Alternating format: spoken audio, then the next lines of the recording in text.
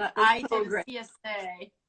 Yeah, I did the CSA a while ago, a few years ago, and then it was like the portions were too big. And beets. Yeah. Yeah, and it was like, oh, not cabbage again. Oh, cabbage again.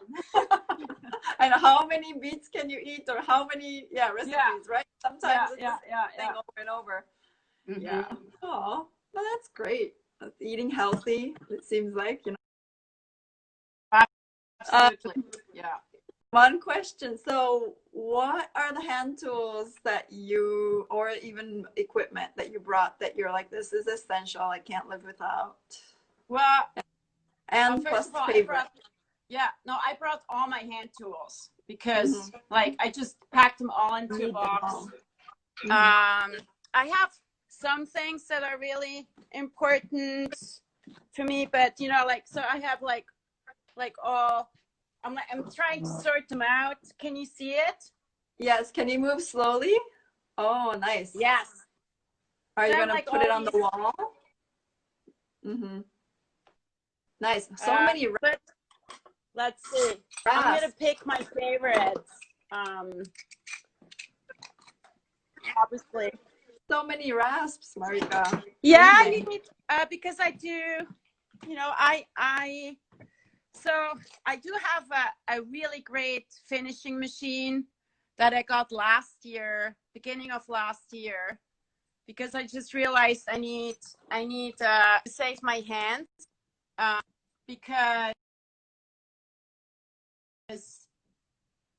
so for fitters and things like I use the finishing machine for grinding heels, but otherwise I build the heels by hand and I use hand tools. Hi. Is Marika coming? Okay, connect. Can you hear me now? Yes, I can hear you now. Awesome. Sorry about that. Oh my God. Does this happen with your classes too? It's like half the time is like trying to figure out the technology. Well, what I have. Okay. Sorry. What I have a lot is frozen frames. That's what seems to happen a lot. Yeah. Okay. I'm good now. Can we? Okay. I want to see your tools that you're. Ooh, that's cute. Okay, beautiful. So this, like, well, really, well, for every day. So that's one of my favorite hammers. It's kind of like an all-rounder. I love the weight of it. It's a really nice weight, and that's for, you know, building the heels for the peening. Then this one is great. Shorter? No, you know, no, it's. Yeah. Okay. It's a regular. I have one with a small head with a tiny handle, but this one really is great for force. The weight. And then this one, when I finished. Beautiful. Yeah, it's really, really beautiful. But what I really like is this the mirror of the hammer, because it's really great to put pressure. When I finish the hands-on soles and I close the channels on the bottom, I can really kind of like dig in there, and so this is really really great. Do you shine it? You said some. Do you shine it often? Like, do you polish the head? No. Okay. Like it stays really nice when you know, work. Yeah, like it stays shiny if you use it often. So I do have. I've had some moisture problems in the summer sometimes, you know, then you have to be careful with some of the tools that they don't get rusty. But yeah, no, like if you have tools that you use all the time, it doesn't really, And then you asked about the files. So I have a whole bunch of different files, but what I really, because I built the heels by hand and I trim them with a knife and then I carve them with different files and they do different things. And if I have like a high heel that's, you know, 2 inches off or 2 inches of stacked leather, and I kind of do a really curved heel, then I want to have like a different file with maybe like a more curve or a rasp, you know, like where I have more curve in it, so that I can really kind of shape with the rasp. And then Rasps. this is my favorite one. This one is from Japan, and it's handmade. Yeah. And this is one of my prized possessions. I sometimes bring it. I've brought it up to RISD, showed it to students, because some of them make their own tools. Oh, and they're allowed to use it, but only if I'm like right next there, and I'll put it back into my bag, because I'm doesn't walk away. Because somebody told me the guy who makes these doesn't, like, he retired, so this is it. So I know, it's terrible. And then I know people are always these are my favorite lasting pliers. So and I've been using these, like, when I went to England to study with Deborah and James of Carrie Ducker, like over 10 years ago.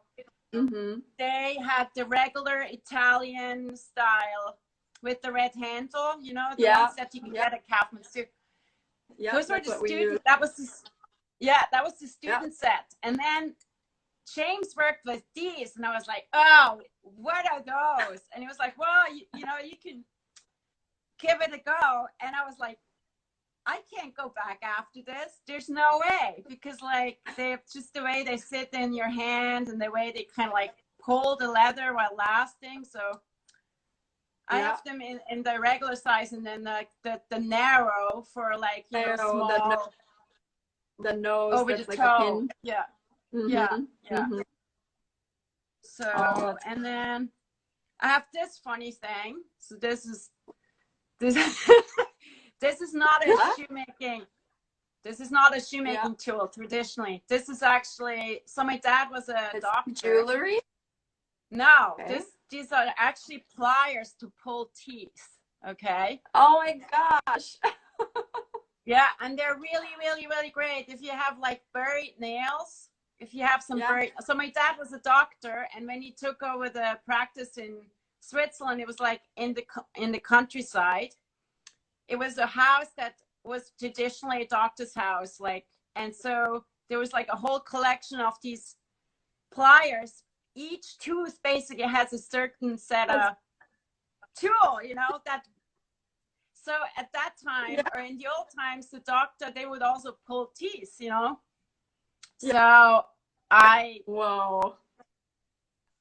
took this one from my dad's set, so I could, because it's really, it comes in handy to pull the tiny little buried nails out of, you know. So that's that.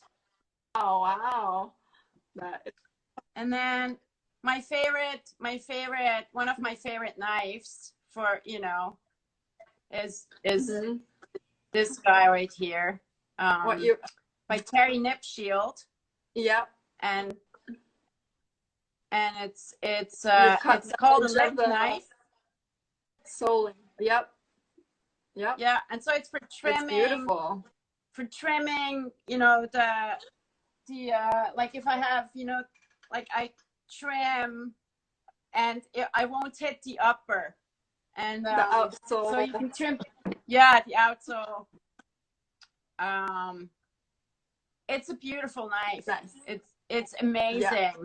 Like, just the way it sits in your hand and everything. Really. Yes. Well designed. Yes. And the weight of it too. So I'm not saying you don't need this lip knife. You can use many different lip knives, but for me, this was, you know, I had this is my travel one. This is my special Rolls Royce one. Oh wow, it's different. It's different. Wow, cool.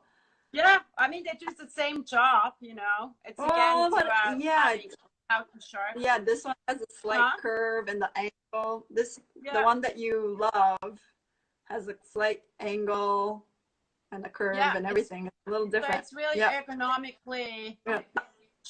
So it really kind of sits in your hand.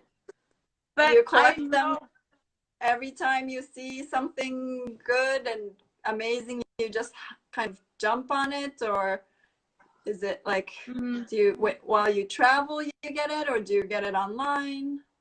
No, I usually when I started out, when I came back from England after learning how to hand weld, I went on eBay. And that was before there was like people really interested in shoemaking. So it was relatively easy to get these lots of tools for very good prices. I know now it's impossible now. Yeah. Yeah. And people collect and sell, which I totally understand. When I go to like a flea market somewhere and I might see something I've never seen, I might get it because out of curiosity. Yeah. I'm pretty much set, I think. But if sometimes I still go and work with other makers because I think there's so many things to learn. And the more you know, the freer you are in your creativity. That's why I combine different making techniques, different construction techniques, where it suits me. So I remember you learned cowboy boot making. You learned cowboy boot making as well as the traditional, and then also boot making. And also cemented construction, of course. I started with the cement construction. And then I kind of built. I save up money, go work with somebody, come back, make a bunch of stuff for friends and family, and then go work again with somebody. Hi, Sarah. Oh, yes. Hi. Okay.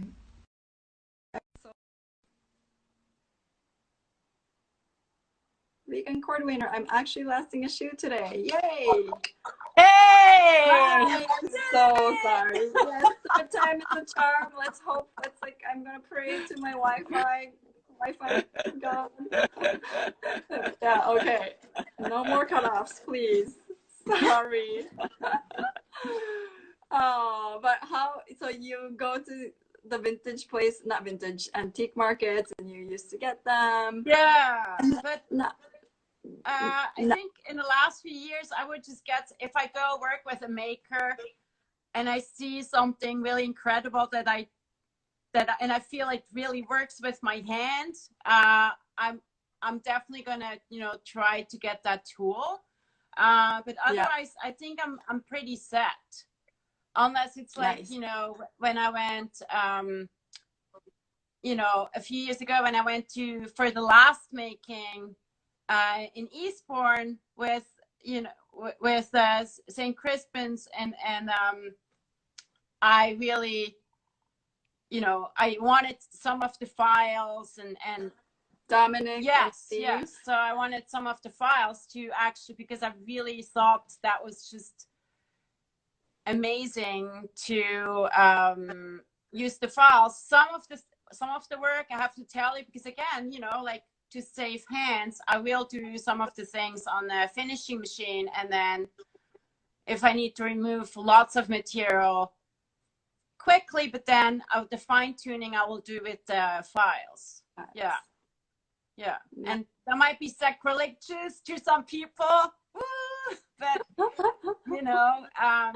it's again like I'm just concerned to being able to work as long as I can. So I want to, if I have some machines that will help me with some of the really tough stuff, I will use it now. When I started out with the hand making, I had I wanted to do everything by hand. Absolutely. Yes, absolutely.